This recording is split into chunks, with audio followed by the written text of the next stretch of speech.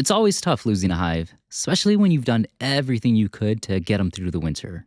So this hive was well prepared. I made sure they had plenty of food, checked and treated for pests like varroa mites, and even insulated the hive when the weather called for it. Now, insulating a hive can be a bit tricky. It really depends on your location and the type of winter weather you're expecting. If your weather stays consistently cold for a long period, wrapping a hive can be helpful. But with the wild temperature swings we've had this winter, like warm days hitting the 70s and nights dropping into the single digits, a wrap can actually cause some serious problems if you're not careful. It can cut down airflow or make things a little too warm inside, which can throw off the bee's ability to regulate their own temperature. On top of that, when the weather keeps freezing and thawing, it creates the perfect setup for moisture to build up inside the hive.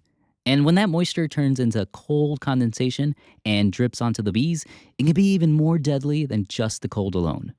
There's another big issue with these wild temperature swings. So, bees are actually built to handle steady cold weather. They form a tight winter cluster around their queen to keep her warm, and their metabolism slows way down so they don't burn through their food too quickly. But if it gets too warm, the bees think it's spring. So they'll break out of their cluster, start tidying up the hive, and some even fly out to forage. But with nothing blooming, they end up wasting energy looking for food that isn't there.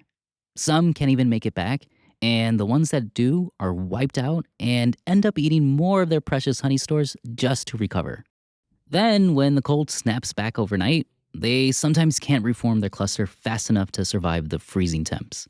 This kind of roller coaster weather is happening more and more due to climate change, and even with all of our best efforts, beekeepers across the country are still losing about half of their hives every year.